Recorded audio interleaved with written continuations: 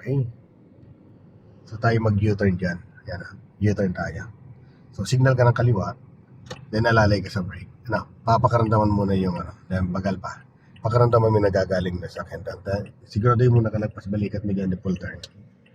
Okay. Pero wala naman, pump ka ng konting gas. I-position mo sa sakyan mo sa pinakagitna ha. Okay, balik mo na. 1 and 2, gas, go. So mabagal pa tayo. So dagdagan pa na, ano pa natin? More practice pa. Bagal pa yung so kaya kailangan pa natin ng mga 5 ikot pa siguro So pag ganon, halimbawa, yung pagpo-position doon, huwag mo papatayin masyado yung takbo. Gas pa rin. Apo, yan. Sige. So ngayon, practice din tayo na pag-change ang lane. Una, siyempre, signal ka muna ng kaliwa mo na. Yan. Tapos tingin mo sa mirror. Huwag mo sasabayan ng liko, yung signal. Tanggal ang signal.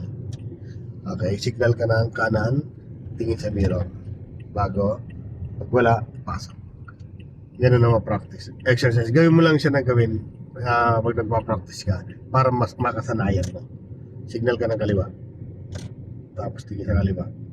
Basta iwasan mo yung pag-signal mo nakaligo ka na agad. Iwasan mo yon.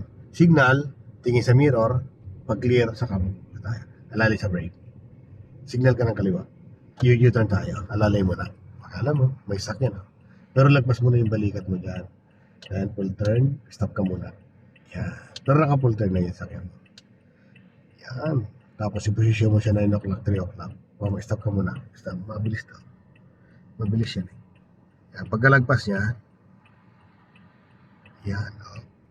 Accelerate ka ng gas. Then, napakawala mo. Yan. Okay. Dapat sa gitna. Go, gas. Ang position laging doon sa, kung saan naka-position yung uso ng sakyan mo, doon sa pinaka, yung pagliko mo, nandun siya yung uso ng sakyan, naka-position na. Doon mo na siya, doon mo na i-diretso, Saka ka mag-decide na lang kung mag-change ka ng lane ng kaliwa o kanan pag na-position mo ng maganda. Okay? Signal ka ng kaliwa. Okay, check mo muna. Yan, wala. Yan, ganun, diretso. Signal lang kanan. Check. Okay, slow down. Tanggal ang signal.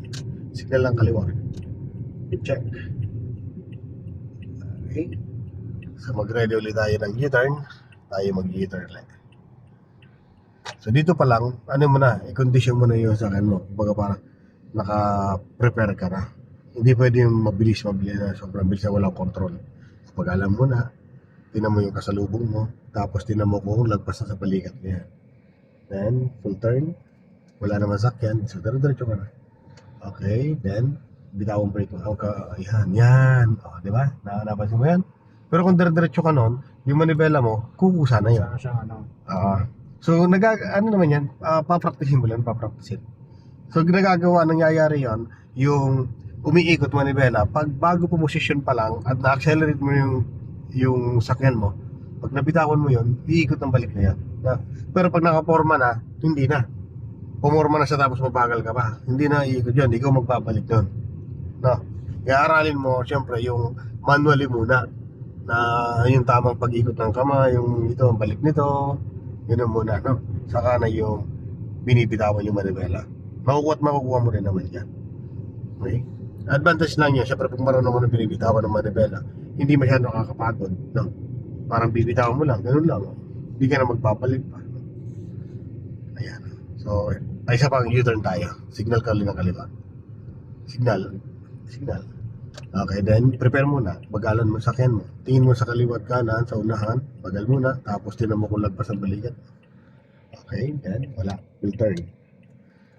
Okay. Then position ng kamay sa 9 o'clock, 3 o'clock. Mali yung position ng kamay mo. 1 and 2. Mali yung position ng kamay mo.